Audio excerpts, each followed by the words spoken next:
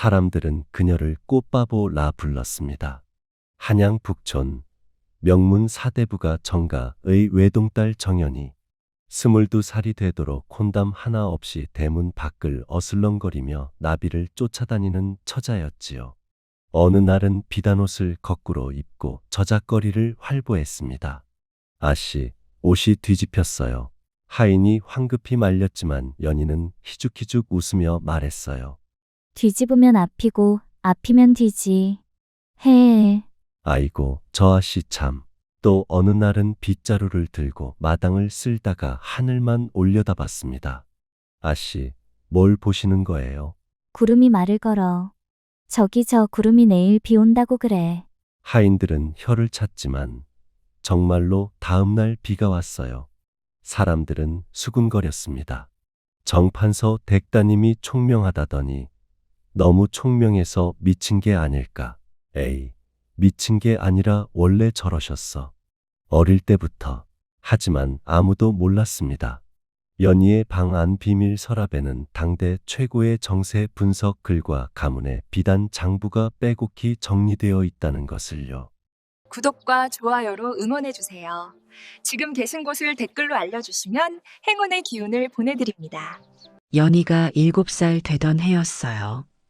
어머니 이씨 부인이 병상에 누웠습니다.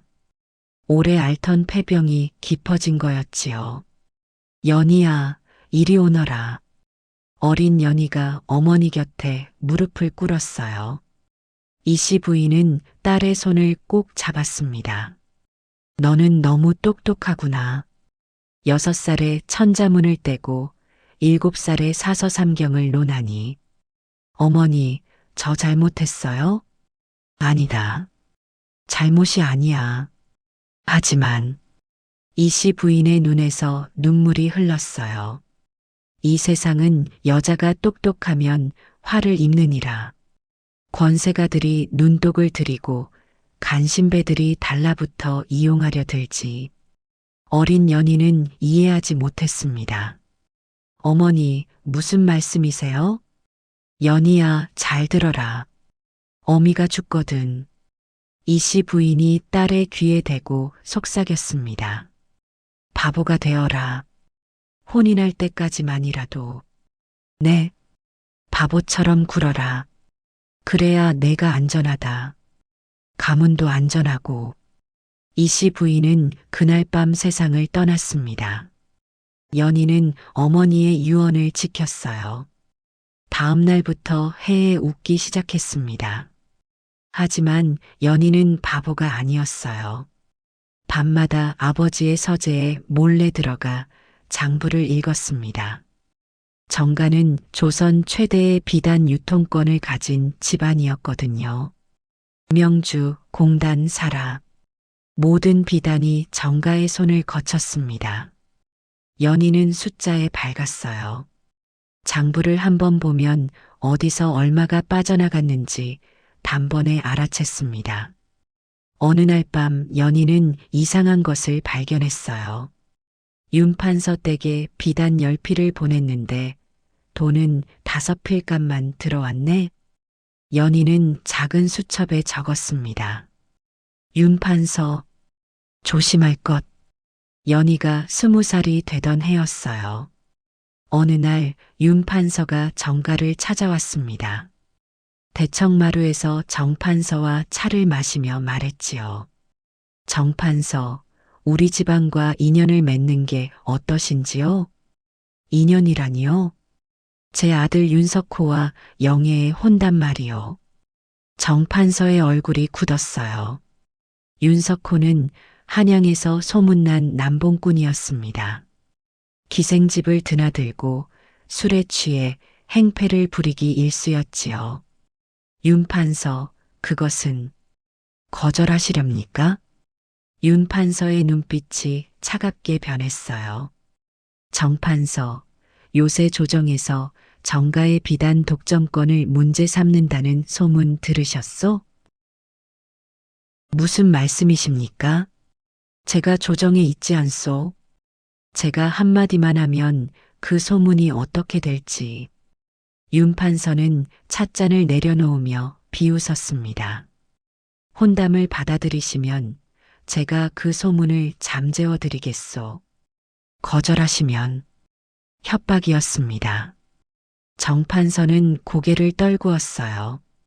그날 저녁 윤석호가 정가를 찾아왔습니다. 바보색 씨 구경이나 해볼까? 술에 취한 채였어요. 연희는 마당에서 나비를 쫓고 있었습니다. 헤헤, 나비야, 나비야.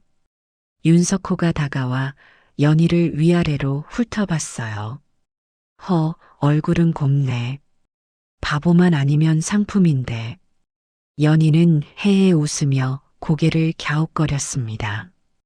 윤석호가 연희의 턱을 손가락으로 쳐들었어요. 야, 바보야. 내가 내 남편 될 사람이다. 알아듣겠어? 연희는 고개를 끄덕였습니다. 헤헤, 남편? 그래, 남편. 바보 섹시 하나 얻으면 재밌겠네. 마음대로 굴려도 되겠고. 윤석호가 껄껄 웃었어요. 연희는 헤헤 웃으며 뒤로 물러났습니다. 하지만 그날 밤 연희는 방 안에서 이를 악물었어요. 바보 섹시, 마음대로 굴린다. 작은 수첩에 적었습니다. 윤석호, 복수 목록 1번. 며칠 뒤 정판서가 연희를 불렀어요. 연희야, 내 아버지. 연희는 헤헤 웃으며 들어갔습니다. 정판서의 얼굴이 어두웠어요. 너, 윤판서 댁 도련님과 혼인해야 할 것 같구나. 순간 연희의 웃음이 멈췄습니다. 아버지, 어쩔 수 없다. 조정의 압박이 심하고.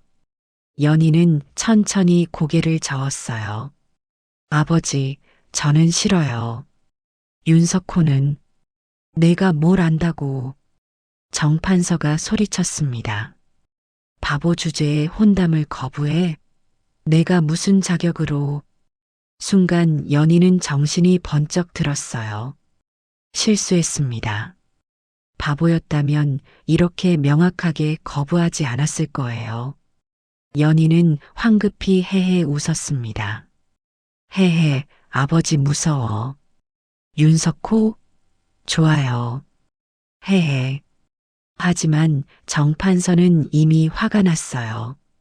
내 어미가 죽고 나서 너를 너무 곱게 키웠나 보다.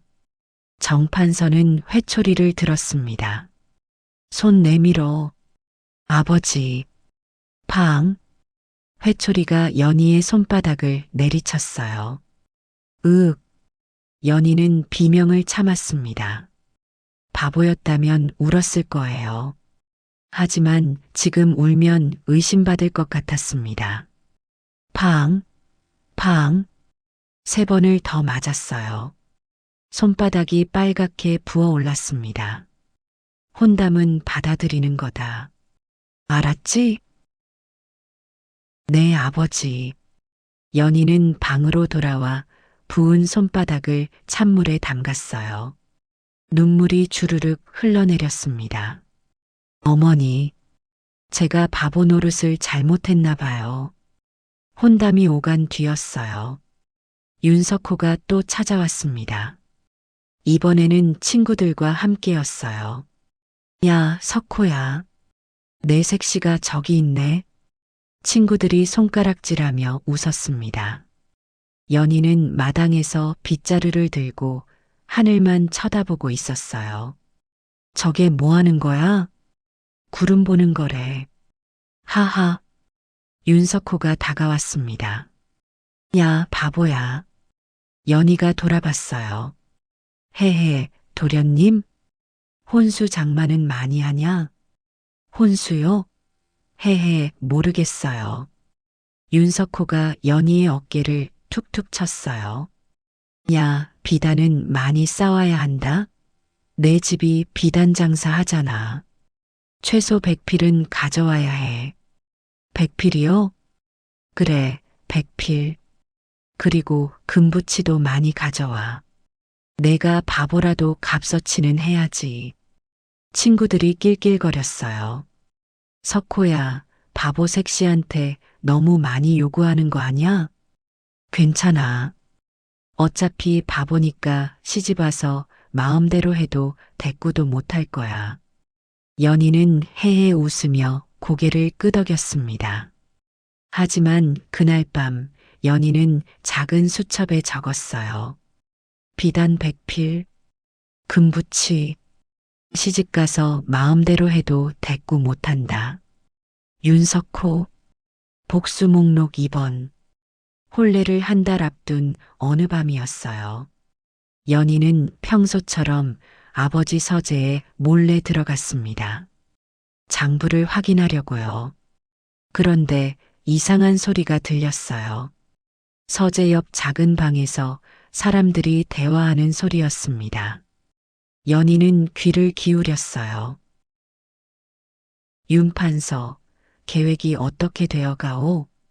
낯선 목소리였습니다. 잘 되고 있소. 한 달 뒤 혼례가 끝나면. 윤판서의 목소리였어요. 연희는 숨을 죽였습니다. 혼례가 끝나면 정판서를 영모로 몰 것이요. 영모라니요? 조작하면 되지. 증거는 얼마든지 만들 수 있어. 그러면 정가의 재산은 몰수되고 비단 유통권은 우리가 차지하는 거요. 하하. 그럼 바보색 씨는요? 그 바보야 윤석호가 마음대로 굴리다가 내다 버리면 그만이지. 연희는 온몸이 얼어붙었어요. 영모 조작, 가산몰수, 비단 유통권 탈취, 이것이 윤판서의 진짜 목적이었습니다. 연희는 조심스럽게 벽 틈으로 들여다봤어요. 윤판서가 품에서 서신 한 통을 꺼냈습니다. 이게 조작된 영모 증거요. 혼례 다음 날 조정에 고발할 것이요. 연희는 그 서신을 눈에 담았어요. 붉은 봉인, 검은 리본. 저걸 손에 넣어야 해. 연희는 작전을 짰어요. 먼저 증거를 확보해야 했습니다. 다음 날 아침 연희는 시장 바닥으로 나갔어요. 헤헤, 비단 사러 왔어요. 장사치들이 쳐다봤습니다. 아이고, 꼭 바보 아씨 오셨네. 연희는 온갖 비단을 만지작거렸어요. 그러다가 실수로 비단 더미를 쓰러뜨렸습니다. 과당? 아이고, 아씨, 이러시면 안 돼요. 연희는 헤헤 웃으며 말했어요. 미안해요. 제가 치울게요. 헤헤. 연희는 비단을 주우며 몰래 품속에 작은 칼을 숨겼습니다. 장사치 행랑에 놓여 있던 거였어요. 사람들은 연희가 바보라 생각했지만 사실 이 모든 것은 계산이었습니다. 칼 확보 완료. 그날 밤 연희는 다시 서재 옆 작은 방에 몰래 들어갔어요. 윤 판서가 그 서신을 어디 숨겨뒀는지 확인하려고요. 다행히 윤 판서는 없었습니다. 연희는 방을 샅샅이 뒤졌어요. 그리고 발견했습니다. 책상 서랍 깊숙한 곳에 숨겨진 붉은 봉인의 서신. 연희는 그것을 꺼내 읽었어요. 정판서가 역적과 내통하여 조작된 내용이 빼곡했습니다. 연희는 그 서신을 베껴 적었어요. 원본을 가져가면 들킬 테니까요. 그리고 원본은 다시 제자리에 놓았습니다. 증거 확보 완료. 이틀 뒤 연희는 또 이상한 짓을 했어요. 정가의 창고에서 비단 10필을 몰래 빼돌렸습니다. 하인들이 봤어요. 아씨, 저게 뭐 하시는 거예요? 헤헤, 나비한테 줄 거야. 나비가 비단 좋아해. 아이고. 하인들은 혀를 찼습니다. 하지만 연희는 그 비단을 이 서생에게 몰래 전했어요. 이 서생은 가난하지만 정직한 선비였습니다. 정가 근처에서 글방을 운영하며 아이들을 가르쳤지요. 연희는 이 서생이 자신이 바보가 아님을 눈치챘다는 것을 알고 있었습니다. 어느 날 이 서생이 조심스럽게 물었었거든요. 아씨, 혹시 일부러 그러시는 건 아니신지요? 연희는 그때 해에 웃으며 고개를 저었지만 눈빛으로 말했어요. 맞아요. 하지만 비밀이에요. 이 서생은 알아들었습니다. 그래서 연희를 믿었어요. 연희는 이 서생에게 비단과 함께 쪽지를 건넸습니다. 이것을 팔아서 돈을 만드세요. 혼례 당일 제가 신호를 보내면 움직여 주세요. 서신을 빼앗아 임금의 밀사에게 전하세요. 이 서생은 고개를 끄덕였어요. 알겠습니다, 아씨. 혼례 전날이었어요. 윤석호가 술에 취해 정가로 찾아왔습니다. 바보색 씨, 나와. 연희가 마당으로 나갔어요. 헤헤, 도련님? 윤석호가 비틀거리며 다가왔습니다. 내일부터 넌 내 여자야. 알겠어? 헤헤, 네. 내가 하라는 대로 해. 말 안 들으면. 윤석호가 갑자기 연희의 팔을 꽉 잡았어요. 아! 이렇게 된다. 윤석호가 연희를 거칠게 밀쳤습니다. 연희는 그대로 마당에 넘어졌어요. 으윽! 무릎이 까졌습니다. 피가 흘렀어요. 바보는 맞아도 아픈 줄 모르지? 하하! 윤석호가 껄껄 웃으며 돌아갔습니다. 연희는 마당에 주저앉아 무릎에 피를 닦았어요. 눈물이 흘렀습니다. 하지만 곧 이를 악물었어요. 내일이다. 내일 끝을 보자. 드디어 혼례 당일이었어요. 혼례청에는 양가 하객들이 가득 모였습니다. 연희는 빨간 혼례복을 입고 앉아 있었어요. 윤석호가 맞은편에 앉았습니다. 술 냄새가 코를 찔렀어요. 그때였습니다. 윤 판서가 품속에서 붉은 봉인의 서신을 꺼냈어요. 연희는 그것을 봤습니다. 저거다. 윤 판서는 몰래 하인에게 속삭였습니다. 이것을 지금 당장 조정에 전해라. 하인이 서신을 받아들고 나가려는 순간 연희가 벌떡 일어섰어요. 헤헤헤. 사람들이 놀라 쳐다봤습니다. 아씨, 왜 그러세요? 연희는 갑자기 춤을 추기 시작했어요. 까마귀가 선비갓을 물고 가네. 뭐라고? 저기 저 종이 속에 까마귀 똥이 있네. 연희가 윤판서 쪽을 가리켰습니다. 사람들은 혀를 찼어요.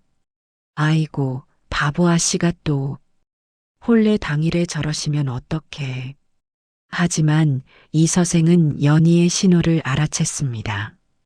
까마귀 윤판서 검은 관복, 선비갓 서신, 까마귀 똥 조작된 증거. 이 서생이 벌떡 일어났어요. 아씨의 말씀에 뼈가 있습니다. 사람들이 웅성거렸습니다. 이 서생이 윤판서에게 달려갔어요. 윤판서, 그 서신을 보여주십시오. 무슨 소리냐? 이 서생은 재빨리 윤판서의 품을 뒤졌습니다. 놓아라. 하지만 이미 늦었어요. 이 서생이 붉은 봉인의 서신을 낚아챘습니다. 바로 그때 혼례청 문이 활짝 열렸어요. 어사또가 들어섰습니다. 어사또 출두. 사람들이 깜짝 놀라 무릎을 꿇었어요. 어사또는 이 서생에게서 서신을 받아 펼쳐 읽었습니다. 얼굴이 굳어졌어요. 이것이 정판서를 역모로 모는 조작 서신이로군. 어사또. 이건 오해입니다. 윤 판서가 황급히 변명했습니다. 오해? 여기 명백히 적혀 있지 않은가. 정판서를 역적으로 몰아 가산을 정몰하겠다는 계획이. 어사또가 차갑게 말했어요. 윤판서, 그대는 영모 조작죄, 권력 남용죄, 강제 혼인 추진죄로 체포한다. 안 됩니다. 저는 포졸들이 달려들어 윤판서를 결박했어요.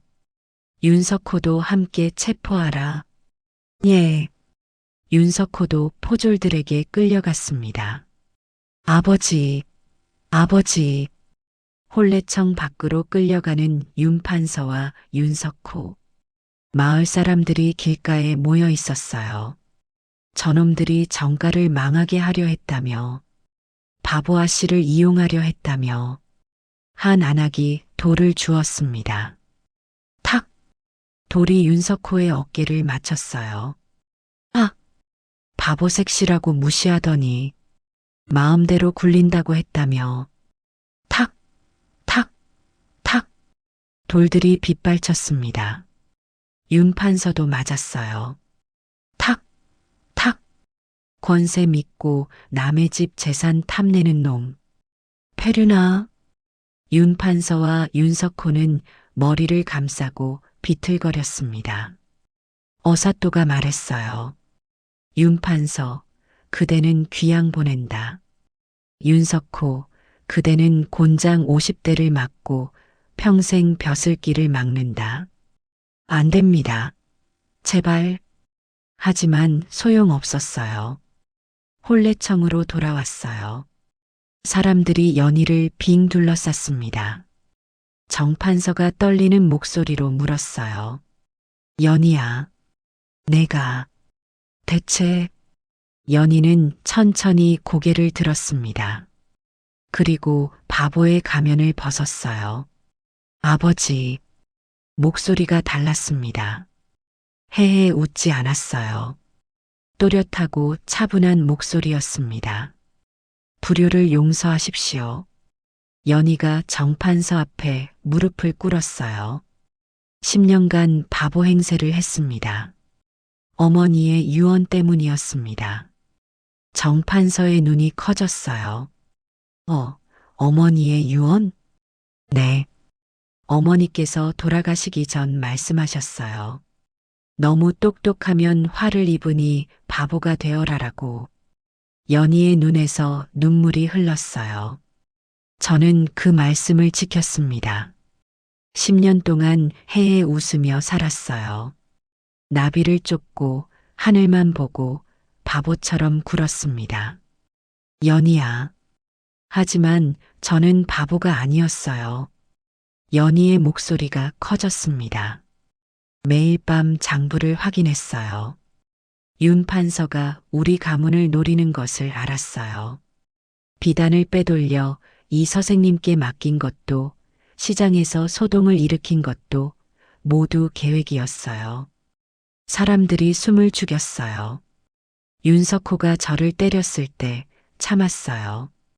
바보 색시라고 모욕할 때도 참았어요. 아버지께 회초리를 맞을 때도 참았어요. 연희의 목소리가 떨렸습니다. 하지만 우리 가문을 지키기 위해서였습니다. 아버지를 지키기 위해서였어요. 정판서는 딸을 끌어안았어요. 연희야, 미안하다. 아비가 미안하다. 이제야 가문을 지켰나이다. 연희는 아버지 품에서 소리내어 울었습니다. 10년간 참았던 눈물이었어요. 혼례는 파혼되었어요. 며칠 뒤 정판서가 이서생을 불렀습니다. 이서생. 예, 판서님. 자네가 우리 가문을 구했네. 고맙네. 이서생이 고개를 숙였어요. 아닙니다. 모두 아씨의 지혜 덕분입니다. 정판서가 빙긋 웃었어요. 자네, 우리 연희를 어떻게 생각하나? 이서생의 얼굴이 빨개졌어요. 저는 아씨를 존경합니다. 존경만 하나? 아닙니다. 이서생이 용기를 냈어요. 사랑합니다. 정판서가 크게 웃었습니다. 좋아. 자네가 우리 사위가 되게. 1년 뒤 연희와 이서생의 혼례가 열렸어요. 이번에는 진짜 혼례였습니다. 연희는 빨간 혼례복을 입고 미소 지었어요. 해애가 아니라 진짜 미소였습니다. 이서생이 연희의 손을 잡았어요. 아씨, 이제 바보 행세 안 하셔도 됩니다. 후후, 이제는 당신 앞에서만 진짜 모습을 보일게요. 평생 그렇게 해주세요. 두 사람은 마주보며 웃었습니다. 훗날 연희는 정가의 비단 사업을 직접 운영했어요.